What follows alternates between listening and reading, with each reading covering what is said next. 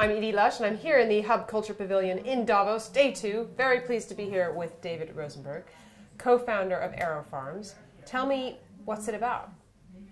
We're about local food production. So our vision is to build farms in warehouses or buildings in cities all over the world to disintermediate the traditional supply chain where the farm is often further away from where the fork is, and build farms close to the consumer so everyone has access, or people in cities certainly have easy access to fresh, nutritional, leafy green vegetables.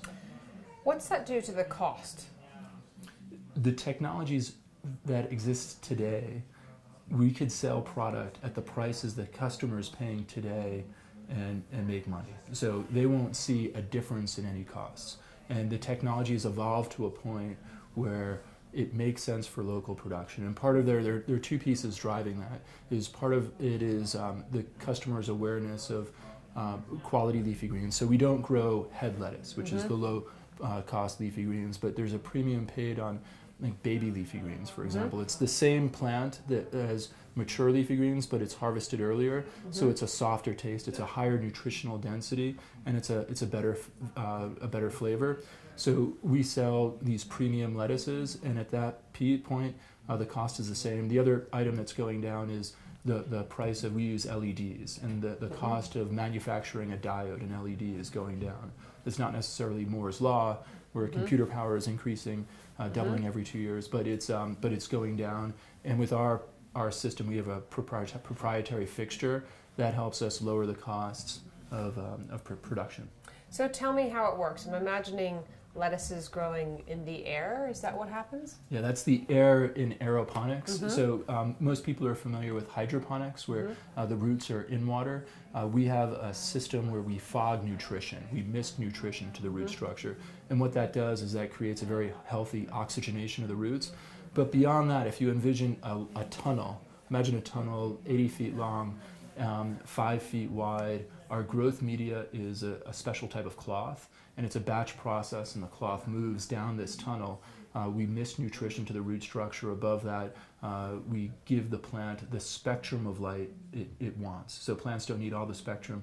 We also lower costs by eliminating the spectrum of the light the plant doesn't want, but giving it the spectrum that the plant does want. And we harvest it on one side, the plant moves, and we seed it on one side, the plant moves, and we harvest it on the other side.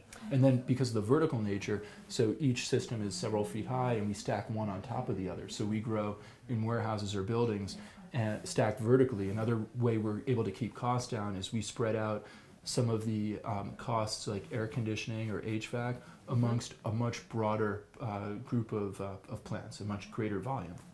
So where can I see one of these farms? Our systems are being used in 5 locations, Seattle, Chicago, New York, New Jersey, Jeddah, Saudi Arabia, and there's one pending in Abu Dhabi. I'll tell you about my favorite farm, and this is in a school in Newark, New Jersey. And here the farm is actually in the cafeteria of the school. So our systems are very modular. We could build one in a 60,000 foot warehouse, or we could build one in the size of a 20 foot by 20 foot room. This one's in a warehouse for about 300 kids. It's K through 8th grade. The kids run the farm. So they plant the food, they grow the food, they harvest the food, and it's probably the best example of food to fork in the world, where about 20 feet away is the salad bar, the cafeteria, and that's where the kids eat the food. So here are these inner city kids that have never really associated directly with a farm, albeit an unconventional farm, but they're interacting with it every day. They're running the farm, and then kids don't necessarily have the same taste preferences as adults, so they might not like a bitter arugula, but they like a sweeter leaf. So we might grow items like chervil, which has a black licorice taste, or items that they might enjoy more.